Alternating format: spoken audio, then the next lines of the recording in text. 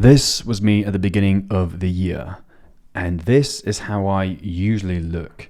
Now, don't get me wrong, this is by no means an out of shape physique, but this is just my standard that I personally hold myself to. So in this video, I'm going to take you through my 30-day turbo cut, how you can do it for yourself, and also avoid the common pitfalls that I see so many people make when it comes to losing fat effectively and, most importantly, safely. So there's three main reasons why I'm going pretty hard for 30 days. One, metabolic adaptation doesn't seem to kick in before then.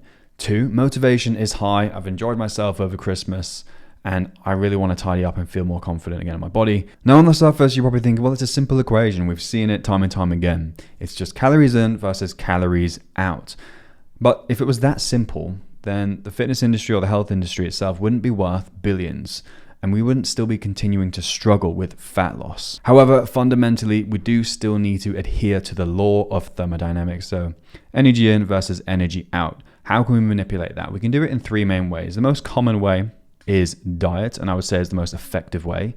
Secondly is activity. That includes your training. And thirdly, we can do conscious cardio as well. Now, like any fat loss phase, I like to treat it like a deck of cards. Just how you have a deck of cards, you don't want to use all your cards at once. In this case, we can treat our diet, our activity, and our cardio as cards that we can play.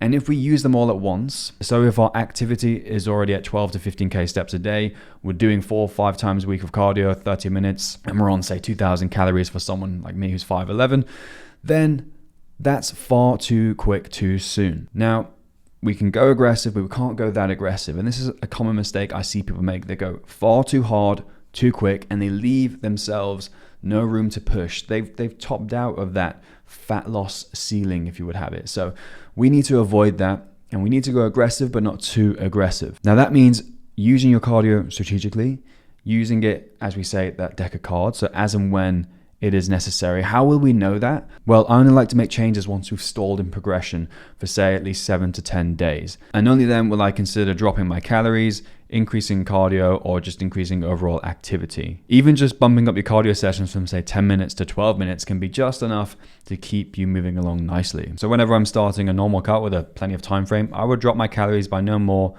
than 250. And I actually did this at the start of this turbo cut as well. So we were starting at 2,750 calories, and the other two variables were my activity and cardio, which I was going to use to really push and get aggressive during this turbo cut. So activity for me was between 5 and 10K. I quite like a little bit of leeway. And my training was a 5-day split of push, pull, legs, upper, arms. And finally, cardio was at a nice high frequency of 5 times a week, but only 10 minutes duration. Now, like I said, this is more of an aggressive approach than usual. Typically, I would only start at say 2 to 3 times of direct cardio work per week, but we only had 30 days, so we can push it. Now, I'm not looking solely at my body weight during this whole process. I like to rely on my other tools that provide me a much more granular, overall detailed picture of what's going on with my body and the overall progress I'm making. So when we think of fat loss, we have most commonly the body weight scale, but people forget our other forms of information. We have the mirror, which never lies, and I would argue is the most important form of information when it comes to fat loss.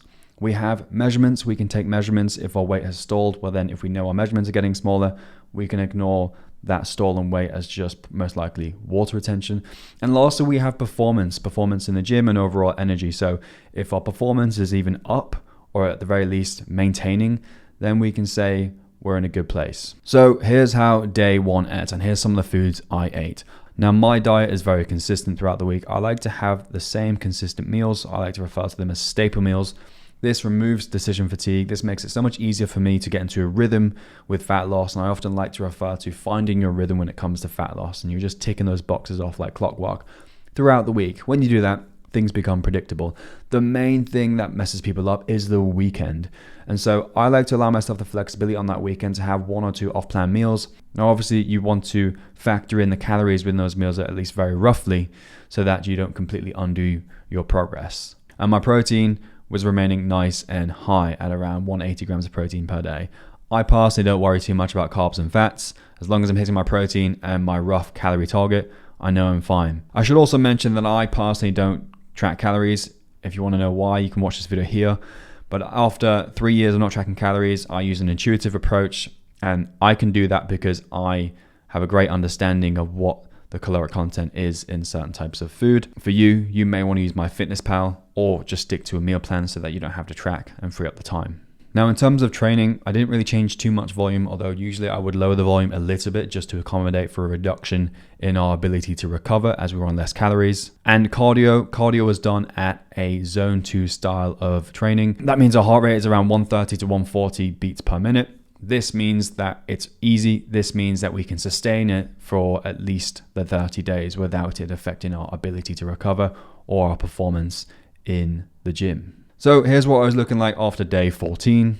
And up until this point, I still hadn't made any changes to my diet, to my activity, to my training, or to my cardio. I always like to go with the notion of if it ain't broke, don't mess with it. Far too many times I've heard stories or clients have come to me and they just make changes after a week of progress. But you only need to make changes if things have stopped working for at least 7 days. 7 to 10 days, I like to use that number before making changes to our variables. Now at this point, I bumped up my cardio from 10 minutes to 15 minutes per session.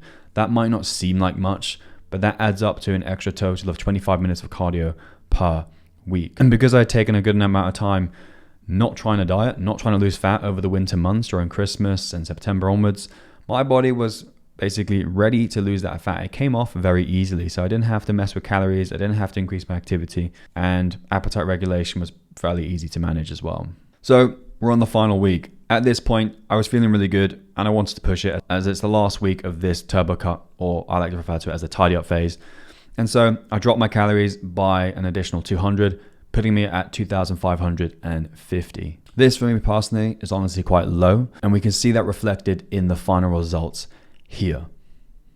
So you can see there's quite a bit less back fats. Where I store a lot of my fat is the love handle area, and just a lot more tightness and overall body fat reduction on the abs. Still quite a bit to go, but for 30 days, it's not too bad. And for me, I'm actually really happy at this body weight, and I'm going to stay here for a little while. I think staying at around maintenance, or just trying to maintain your current weight whilst trying to drive up performance or achieve any other athletic goal, is highly, highly underrated. And it doesn't always have to be cutting, bulking. Sometimes, and I think arguably it could be better to just hit around maintenance for several months and let your body adjust to that body weight.